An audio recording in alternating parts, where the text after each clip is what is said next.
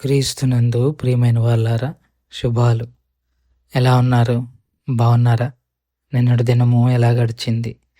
ప్రభువుకు మహిమకరంగా జీవించారా? జీవించినట్లయితే ఆయనకు స్తుతులు.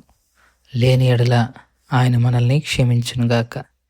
నేటి దిన ధ్యానాంశము మార్కు సువార్త 10వ అధ్యాయము 15-16 వచనాలు. మార్కు సువార్త 10వ అధ్యాయము 15-16 వచనాలు.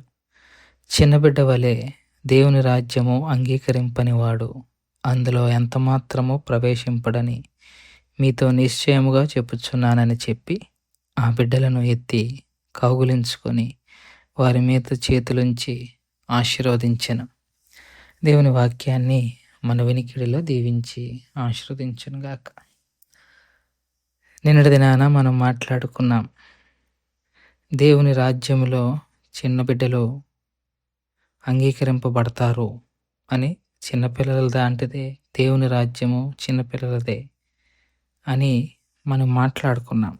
ఈ రోజున ఆ చిన్న బిడ్డలని చూపించి ప్రభువారు ఏమంటున్నారంటే, దేవుని రాజ్యము ఈ బిడ్డల వలె అంగీకరింపని వాడు అందులో ఎంతమాత్రము ప్రవేశింపడని మీతో నిశ్చయముగా చెప్పుచున్నానన్నాడు. అంటే చిన్నపిల్లలు ఏ విధంగా అయితే పాపము విషయంలో కల్మషం లేకుండా విధేయత విషయంలో లోబడుతూ సహాయం విషయంలో దేవుని మీద ఆధారపడుతూ ఉంటారో వారే దేవుని రాజ్యానికి వారసులు. ఎందుకంటే చిన్నపిల్లలు ఏమీ చేసుకోలేరు, తల్లిదండ్రులే చేస్తారన్నీ. విశ్వాసి కూడా అంతే. దేవుని రాజ్యంలోనికి వెళ్ళటానికి నువ్వేదో చేస్తే ఏమవో. నువ్వేదో చేయాలనుకుంటే దేవుని రాజ్యంలోకి నువ్వు ప్రవేశింపబడవు. చిన్నపిల్లలు ఎలాగైతే అంగీకరింపబడ్డారో నువ్వు కూడా దేవుని మీద రక్షణ కార్యం విషయంలో ఆధారపడగలగాలి.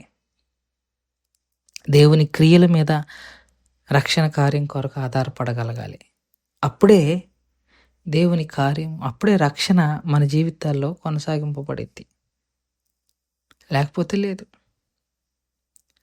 సో దేవుని రాజ్యంలో ప్రవేశించేవాడు తన రక్షణ విషయంలో దేవుని మీద ఆధారపడగలగాలి, తన క్రియల మీద కాదు. యూదులు అదే చేస్తారు. తాము ఒక క్రియ చేసి దేవుణ్ణి మెప్పించాలనుకుంటారు, మెప్పించలేరు. దేవుడికి ఎంత మాత్రం మన క్రియలు అంగీకారయోగ్యమైనవి కావు. చిన్నపిల్లలు తమ సొంత పనులను ఎలాగైతే చేసుకోకుండా తల్లిదండ్రుల మీద ఆధారపడతారో, ప్రతి విశ్వాసి కూడా రక్షణ విషయంలో దేవుని మీద ఆధారపడగలగాలి. నువ్వు బాప్తీసం తీసుకోవాలనుకోవటం కాదు, ఆయన నీ జీవితంలో కార్యం చేయాలి.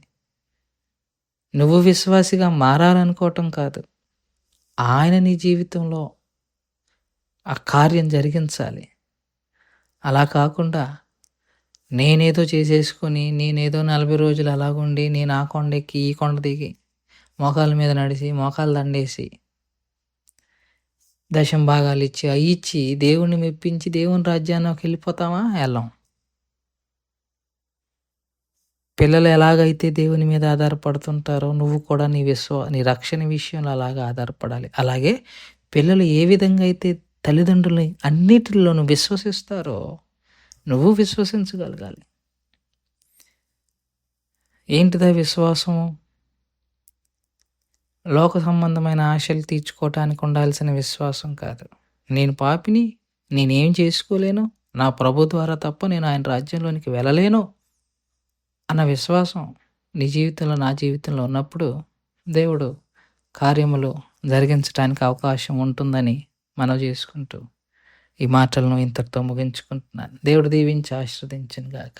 ప్రార్థన చేసుకుందాం. మమ్మల్ని మిక్కిలిగా ప్రేమించిన మా ప్రియపరలోకపు తండ్రి, మీ పాదాలకు స్తోత్రాలు. చెప్పబడిన వాక్యాన్ని బట్టి మీకు స్తోత్రాలు.